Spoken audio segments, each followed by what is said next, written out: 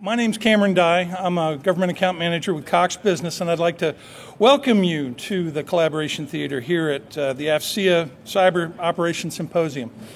The session this morning is entitled Multinational Information Sharing Overview, and our speaker will be Heidi Cotter. Ms. Cotter is the chief of the Multinational Information Sharing Division, and she is responsible for planning, resourcing, and sustaining and evolving 6 ongoing programs: Centrix, VDC, Pegasus, CMINT, UISS, APAN, and the Combined Federated Battle Laboratories Network. Please join me in welcoming Ms. Cotter to the podium.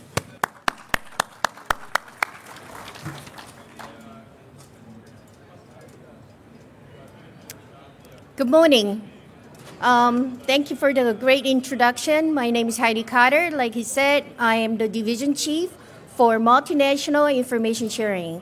Today, I'm going to go over very high level of all the things that MNIS has been doing and its status and all. And this year was really good year for us. We modernized all our programs under MNIS, so I'll share that with you as well. Next slide, please. Or is it me? Okay. Okay, under my division, I have 5 programs currently. Virtual Data Center is my latest addition to my program. Really, Virtual Data Center is really one of the key components that in DoD-CIO's MPIS architecture. So MPIS architecture, came about because there was a 15-star memo that states that, hey, we need a capability to fight tonight. With that requirement, DoD-CIO went and created this MPIS architecture, and VDC is one of the key components. So we deployed the VDC, which is the Centrix Tech Refresh solution, and in later slides, I'm going to show you the status of that. Centrix, of course, is the coalition information sharing. It's being sunset and being tech refreshed by Virtual Data Center. Pegasus is a program that we have under my MNIS that is the 5i information sharing solution. Even in there, we have made tremendous progress in that. APAN is the non.mil program that's under my division that really gets used for humanitarian assistance or disaster recovery. But I notice other COCOMs are using it when they have, disadvantaged network, and it's this unclassified type of situation. I noticed that that APAN is getting used a lot at that situation as well. CLPONet is my test and training exercise environment for the coalition. And we are making really tremendous modernization in that area as well. So what do we service? We provide full service delivery for C2 capability, and also we provide infrastructure services as well. Our customers are services that the agencies, COCOMs, NATO, other coalition mission partners, and 5i nations. So it's really full spectrum of coalition mission partners. Okay, I just want to show that the programs that's under my division, we don't come up with the homegrown solution for capabilities. Because if you look at the programs like APAN, Pegasus, Centrix, VDC, CLPONet, its core function is information sharing capability and transport. We try to maximize what is offered by DISA Enterprise Solutions. For example, for Pegasus, we use DE for email. DCS, we're transitioning that into our chat capability into the DISA Enterprise Solution for chat. GVS, Enterprise Solution for video. So we are trying to leverage as much as possible the DISA Enterprise capabilities. So if you look at all the rings of round circles, gray circles, those are all the enterprise services that DISA offers, some of them that we leverage. Not only that, we actually leverage DISA transport as well, like MPLS. CMNT is the coalition network that we're trying to get people out of using SIPR, tunneling the SIPR and going to the CMNT. Global Grade Core, DCN, Red Black DCN to do the management other management networks. So if we didn't have this capability, we would have to put encryptors on every site we have to do the management. So by taking advantage of DCN, it saves us tremendous amount of funding cost savings. And then MEC, multi-enclave clients. So those are just some of the things that we are leveraging that DISA offers. And, another key things that DISA offers is that field service. Our DISA field offices are co-located with every co-coms, so they're like our liaison. They're the front face. They'll call me if there's an issue, if there's a requirement that we could help with the co-coms. So we have a very close relationship with DISA field offices. With this, I just want to show that DISA is offering a lot more than just DISA Enterprise Solutions we are leveraging. This is MPIS global laydown for VDC. This is the DoD CIO's laydown. The MPIS lays out 6 global nodes, 2 CONAs, 1 in PAC, 1 in Europe, and the SWA. So you see 6 of them, there are extension nodes. And then there on the bottom, you see the technical nodes, we call, and the ships, they're M drives, and other one is TPNs. And I'll go over the little explanation on that. So when DoD CIO created this MPIS architecture, they went to the Cape with the BCA. And they didn't say no. They say, hey, this is great, but get some more additional data. So DoD CIO was collecting those additional data. Meanwhile, the co-coms realized how this virtual data center was key to some of the gaps they have. So they actually paid out of their pocket to to fund some of the nodes that you see already. The Wiesbaden node was the first node that we have as the virtual data center. DISA funded that because we saw the value of how important this thing was to the warfighter. So we took it out of our pocket and funded the first VDCM node at Wiesbaden. And then the EUCOM and AFRICOM added funding to create their mission enclaves. So we really have a full-blown VDCM going that's fully utilized in Wiesbaden. Next one we're doing is the CENTCOM. CENTCOM realized this is the way to go to meet their needs, so they actually gave us full funding to deploy VDCM and the mission enclaves at CENTCOM. We're in the process of doing that.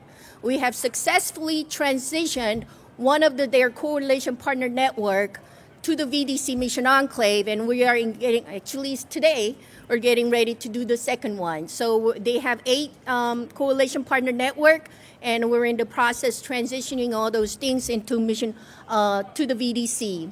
PACOM has an initial no. We know what was going on, like in the FY17, end of 17, that we needed something out there. So we put all the existing pieces of hardware. PACOM gave us their Pathfinder. We put our pre-production environment together, and we built PACOM initial VDC node with the UNCK, United Nations Consortium Korea Mission Enclave, onto that. So we're in the process, with the PACOM, we're in the process of creating, installing the multi-enclave client and VDI solution. So those are things that are going on. On the bottom, you see the Marine Tactical Location. That's really a good news story for us. We have VDC. Global Node is a full blown out VDC, but we do have a small suitcase size that has 4 to 5 that could hold 4 to 5 mission enclaves that could actually support remote areas. Well, Navy is taking full advantage of that. They're replacing their CANE system with the VDCM solution. So if you look at it, every time Navy does their missions, and if they change their mission, they would have to take out 20 hard disk drive, replace it with the new mission hard disk. With VDCM, they no longer have to do that. They could just install one, it's about that big, small VDCM, and they could just do any mission, switch the mission as they need. And also, the space wisely. If you look at the CANE, I understand there's 2 rack of equipment that it is being replaced by 1 suitcase size solution. So cost efficiency, the size, the mission effectiveness, and all that is really plus. So Navy's full-blown committed to replacing all their canes with the VDCM solution. Another solution we have is what it's called TPN solution. That is one mission enclave, little suitcase size, briefcase size mission enclave that you could actually take it, go to the tactical edge and connect it, and you could connect to the VDCM or global node and start communicating. So we tested that out during StaffEd's Cobalt training exercise last year, where we took JCSC took the TPN to Lithuania, connected to Wiesbaden, and we actually had tactical edge with all the NATO nations and the headquarters at VDCM all connected and communicating. So that really was very positive mission enhancement that we provided to the warfighters. We just finished African Lion, and the story was same. The Marine Corps, MARFOR, published magazine article that basically said because of with the VDC solution, they were able to do those things that they could not do previously. It filled the gap that they needed in communication with the coalition partners. Okay. These are just highlights of what we have accomplished so far with within MNIS, but we really made a lot of tremendous upgrades to MNIS programs and its process and everything else. So things that's not written here is the monitoring capability. We deploy really nice systems out there, but without monitoring capability, we're not really providing that service, the customer service that we needed. We enhanced the monitoring capability. We enhanced the troubleshooting capability so the troubleshooting now it takes minutes, not days on some of the issues. So we are equipping and upgrading the process, like the NetOps process, and also we're rehauling a lot of things that FI-18 was rehauling a lot of things that we were lacking. And like VDC, we stood up 3 nodes. Currently we're deploying VDC solution into Tampa. That's full-blown activity. With the VDC, we're supporting so many different exercises and everything else. Centrics, we have Centrics. There's so many Centrics out there. When DoD, Bill Ballo's out there, but when DoD CIO did a data call and say, how many Centrics are out there? Really, we couldn't get true figure. What we know, we think is 50-something, but there's a lot more. And they're not standardized. They're all different. Configuration of that is just gone. So with VDC deployment, we are tech refreshing the Centrics. We're going to have 13 standard services and all. So I think we are on our way to do our first DISA-OWN's SWA, and we are in process transitioning that SWA into the VDC Mission Enclave in Europe.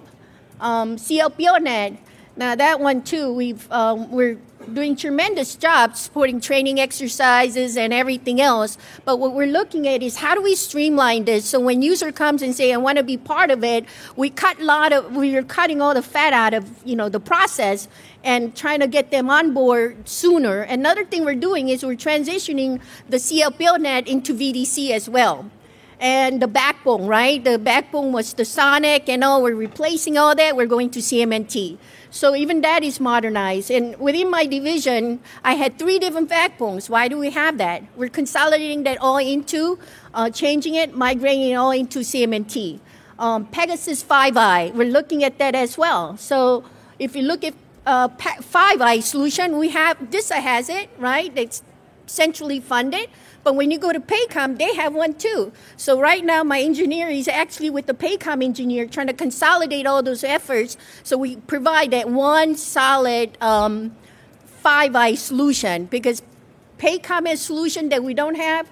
We have solution PACOM doesn't have. So we're going to get the best of the both breeds, consolidate that, streamline it, make it more MPIS, and then we're going to deploy that. That's my FI-19 work that we're going to be doing. So our architects are right now engineering together with PACOM architects and DoD CIO. led by DoD-CIO. So APEN is great. It gets used globally, but whenever I have to do ASIs, to do patches and all, I can't do it because everybody's using it globally. So we are migrating that into AWS Cloud, GovCloud. It's going to be completed we're shooting for end of June. With that, we're going to provide that reliable service, no more ASIs and all. Another great thing we're doing is I received a lot of requests that it should be available in mobile device. So we are putting that into the mobile device. So we should be seeing that as well within FY18. We're going to be complete with that. So a lot of things are happening. We're continuing to enhance so we could enhance the capability for the warfighters. And these are some of the highlights. With that, concludes pending any questions, that concludes my portion of the briefing. And please come and visit us as a booth. This is a booth 443. It's like, you can't miss it. It's just, you can't miss it. So, any questions? Comments? Okay, I'm going to be hanging around on the side a little bit. So if you want to do one-on-one, come and talk to me. I'm available. Thank you very much for your time.